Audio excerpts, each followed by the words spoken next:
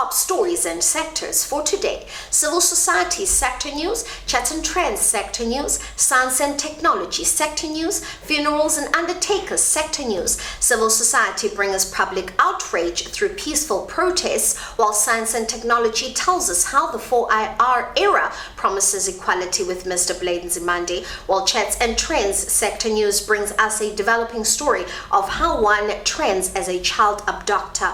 Funerals and undertakers sector news plans on taking to the streets and taking to the union buildings while shutting down the country. Hello and welcome to Connect World TV Sector News, your world in one village that brings you your news a sector at a time, with special sector pieces that bring you information that connects the people to the government to the people, one person to another. Of course, this allows you to know your government, know your environment, and know your community. My name is Cassia Kulu.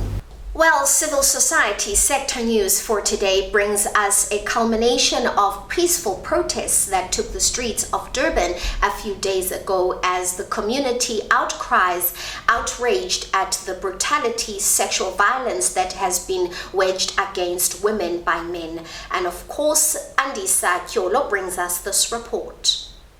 Thousands of South Africans took to the streets to protest at the government's failure to deal with the rising violence against women in the wake of a string of brutal attacks that have shocked the whole country.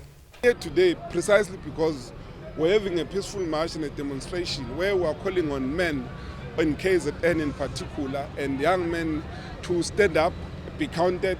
They must declare that not in their name that women should continuously be abused or killed, not in their name that children should be abused or killed, but equally was therefore saying that we're raising this thing so that everyone understands that it is a very wrong thing and a very bad tendency by men to think that they own women, by men to think that they have powers over women.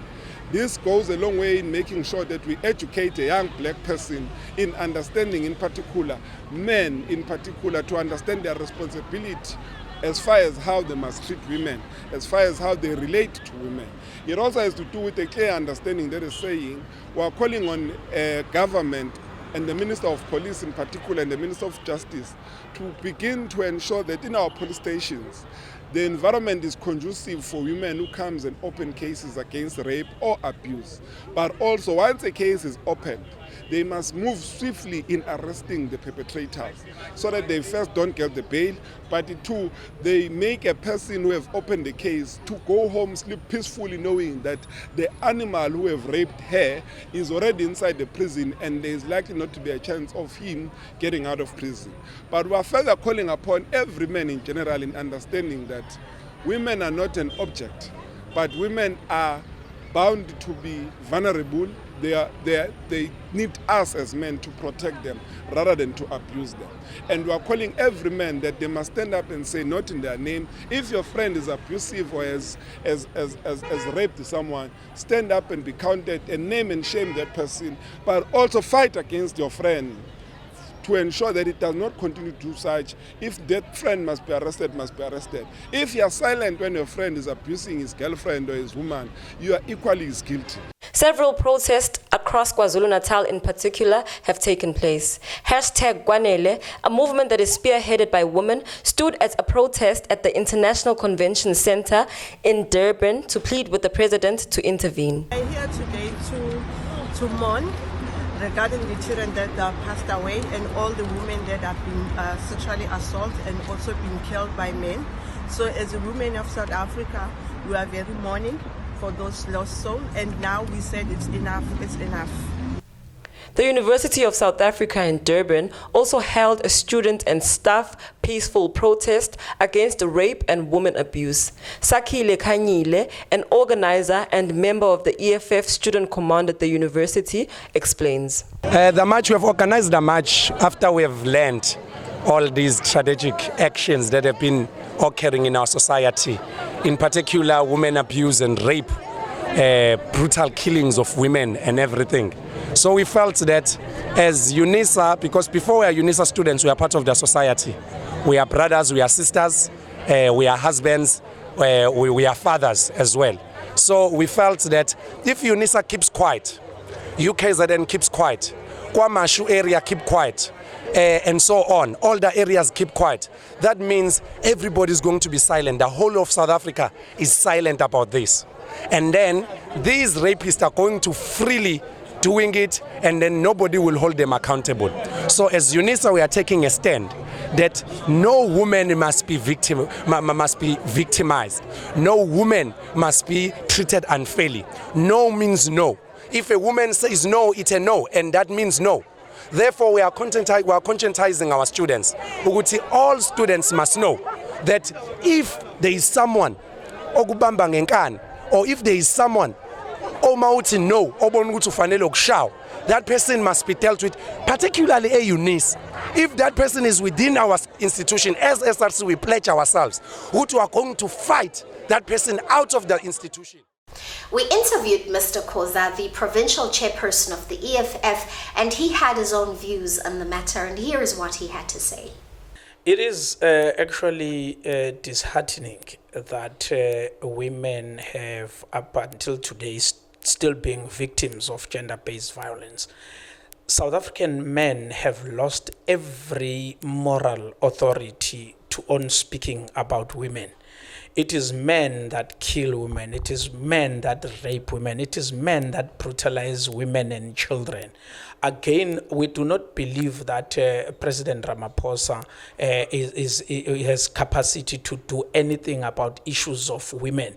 Why? Because his own political organization does not believe in empowerment of women. You look at his cabinet, you look at his office bearers of the ANC, they have zero confidence in women. The issue of gender-based violence is everybody's responsibility, but it has to start with government. Everything or every structure of government is not women-friendly. You will notice that when women go to report cases against their abusers, the police there will then tell them, go back and negotiate. It's domestic violence. You can't open a case. While gender-based violence has been the theme, students of the Durban University of Technology have used violence as a way for campus management to hear their cries about the security on campus. This comes after a student was stabbed at a lecture room. As South Africa, if there's something's happening, especially when strikes, at the end of the day, someone is going to die or someone is going to get hurt. So we don't want that to happen, especially the police force. They're going to make sure that somebody gets hurt. That's how the South Africa works, you know. And seeing our history in South Africa, doing strikes is a way of seeing how to handle the situations, even if it's not a good idea, but it's how we have adjust to it. Yeah, it's the only way, it's a bad idea actually, because we have to sit down and talk about it. Because at the end of the day, we're all humans, and we have to understand our situations and understand each other's needs. Because it's not a good idea not understanding your needs. While as well, I have to expect you to understand my needs. You see, it's not. We received the cell phone footage of the maintenance office, which was burnt down by the students. Looks like that looks like the thing. Where?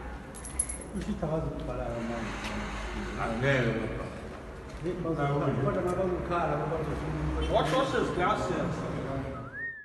Having been given the appropriate person to speak to at the Steve Biko campus, the head of communications, Mr. Alan Khan, told the Connect World TV Sector News reporters that the university is not at a position to release a statement as yet, but the public will be updated as soon as possible.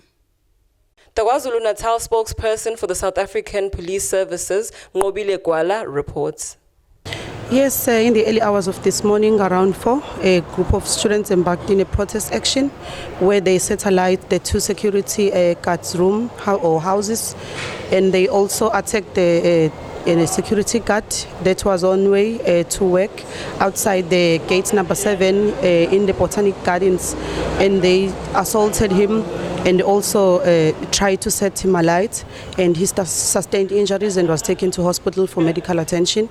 And after the incident, police managed to arrest a total of 9 suspects that were arrested for attempted murder, malicious damage to property, as well as public violence, and they are due to appear in the Durban Magistrate Court soon. We have deployed a number of police officers, including the public order police, who are at the scene to make sure that they monitor and stabilize the situation, and also to prevent similar situations.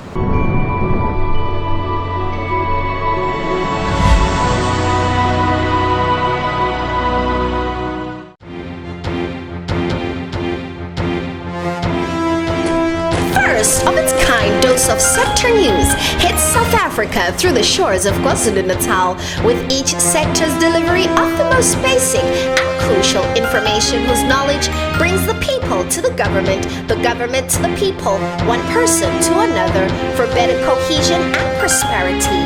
We come at you Tuesdays and Thursdays, 7 a.m. on 1KZN TV.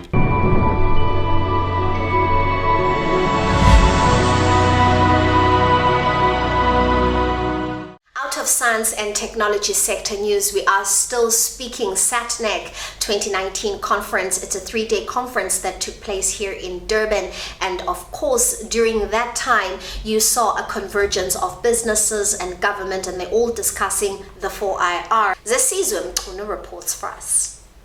Connect World TV had an interview with the Minister of Higher Education, Science and Technology, Blade Nzimande. We spoke about rural universities left out of the fourth industrial revolution and the imbalance within the universities. I feel very strongly about that. In fact, one of my main objectives in this term around, as minister responsible for, amongst other things, universities, is to make sure that there must be a change in the nature of the landscape of our university system. It cannot be that for the past 25 years, in essence, the unevenness in the university system has hardly been reached. Within universities, yes, there have been lots of changes, but between universities, it is a challenge. When it comes to international relations, your historically disadvantaged universities have got far less relations. When it comes to major prizes on science, on innovation, they hardly ever feature. And we do need to really look at even restructuring the funding formula in order to support these universities. But also there's another challenge I want to pose to these universities, because it's largely amongst them that we continue to have persistent governance problems. Like many of these universities, they are put under administration time and again. Over the past 10 years, 1 or 2 of them have been put under administration twice. To say that also the stakeholders, management, students, and everybody in these institutions must also get their act together. I'm not saying there are no problems in other universities, but they cater for your poorest students who come from the poorest families from rural backgrounds.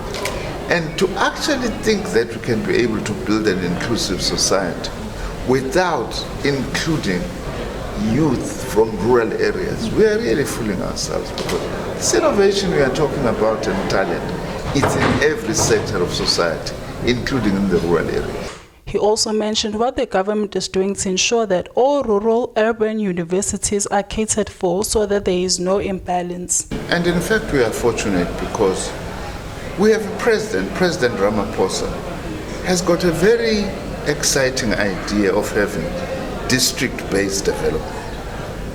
He makes this example that he was asked by the Minister of Health to go and open a clinic in Sigisi, deep in the rural area. The President said, no, I'm not going to go and open that clinic. You must also tell me, is there a road that leads to that clinic? Is there provision of water that leads? Is there training facilities, to be able to train young people, including those who can actually be able to maintain the infrastructure and so on? Now, that is a very important approach to development, district-based development. We have 44 districts and 8 metros. So that if we intervene, for instance, over the past 5-6 years, I've been involved before, also when I was just Minister of Higher Education and Training, in building new college campuses in rural areas. That's why if you go to Nkandla today, there's a beautiful structure. And we've also been doing that in Tabazimbi and other rural areas, because we are conscious of the fact that we have to equalize access between urban and rural. We still have got huge challenges. But the President's approach and our own focus on making skills accessible in every district, as well as now other measures done by other government departments, are going to take us to ensure that rural areas are not left behind. The Department of Science and Technology seeks to boost socio-economic development in South Africa through research and innovation. To achieve its goals, the department provides learnership, enabling environments, and resources for science, technology, and innovation. Through its programs and several entities that work alongside it, the department is accomplishing groundbreaking science and enhancing the well-being of South Africans. The community can work together with the department by finding out about opportunities that are funded by the government heading towards the 4th Industrial Revolution. The community can also assist the department by letting them know about failures of systems that have been introduced by the department. Should you need any more information, call the Department of Science and Technology on the numbers on screen. For more science and technology sector news, tune out to your preference stop, Connect World Sector News, hashtag Connect World Sector News on all social media platforms.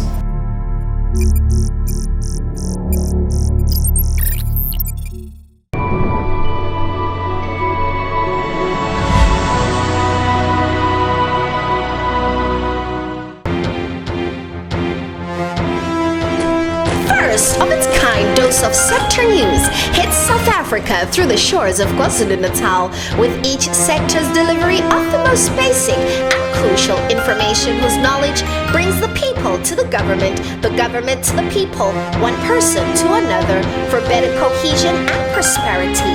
We come at you Tuesdays and Thursdays, 7 a.m. on 1KZN TV.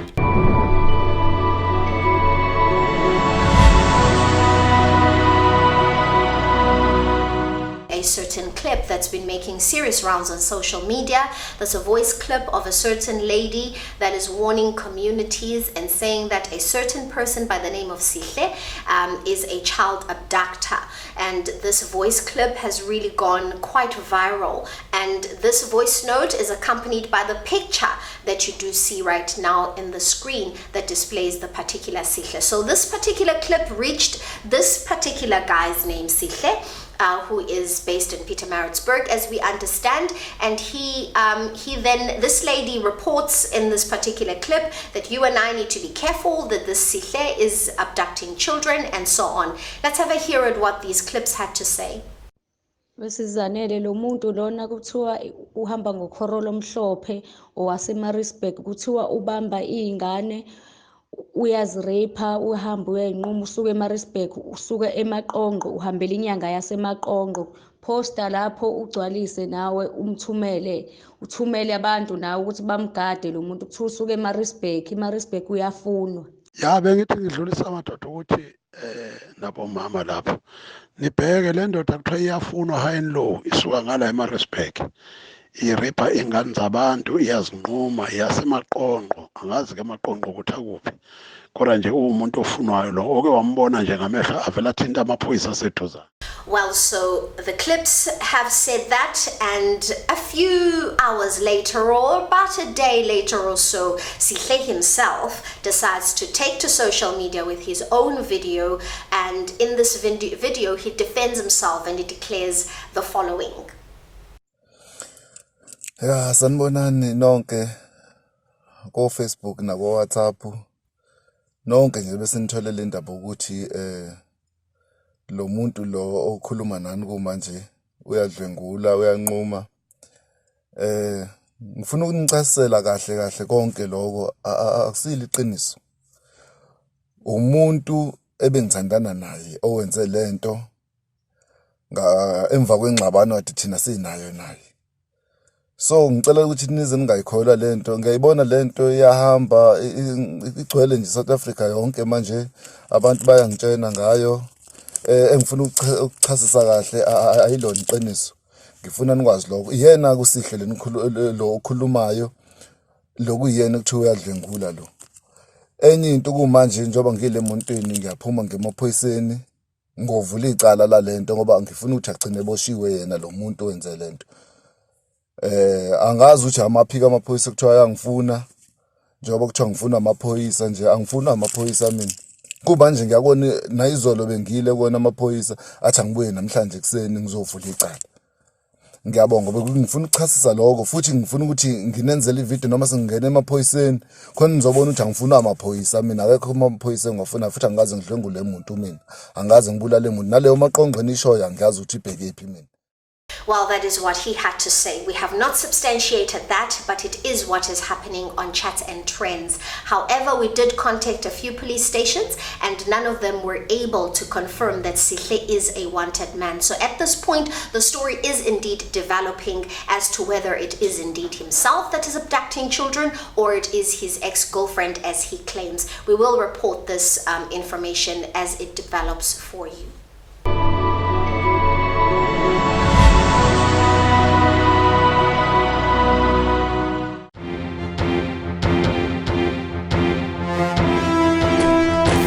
Of its kind dose of sector news hits South Africa through the shores of KwaZulu-Natal, with each sector's delivery of the most basic and crucial information whose knowledge brings the people to the government to the people, one person to another, for better cohesion and prosperity. We come at you Tuesdays and Thursdays, 7 a.m. on 1KZN TV.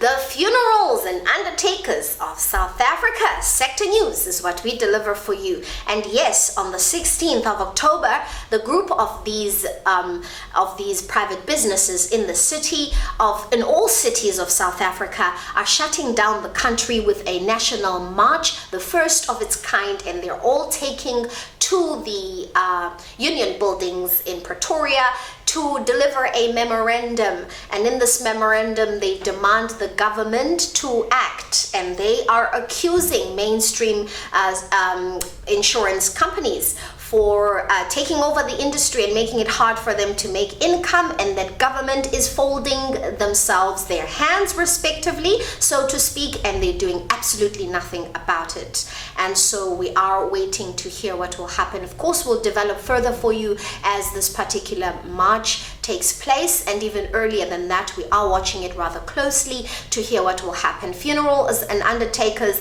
don't often make their voices heard. We rarely hear from them, but I do promise you that every step of the way we will be reporting this for you right here on Funerals and Undertakers Sector News.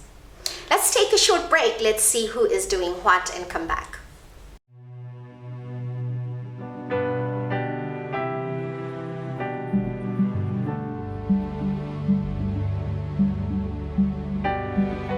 Life is unpredictable.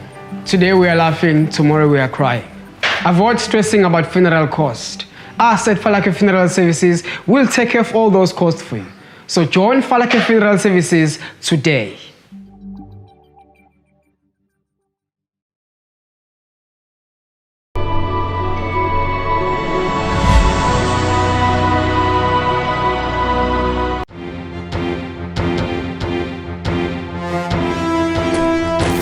Of its kind dose of sector news hits South Africa through the shores of KwaZulu-Natal, with each sector's delivery of the most basic and crucial information whose knowledge brings the people to the government to the people, one person to another, for better cohesion and prosperity.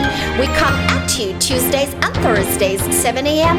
on 1KZN TV. I do hope that you have enjoyed Connect World TV sector news and their very, very unorthodox ways of reporting and all of their unorthodox sectors that they put together. We put them together with a lot of love just for you. So do go online and give us your views, and please add more information that you would like us to track and collaborate for you and deliver for you. We are indeed at your service. Remember to hashtag Connect World TV, hashtag Connect World TV sector news. Thank you so much for having joined us. Good morning, South Africa.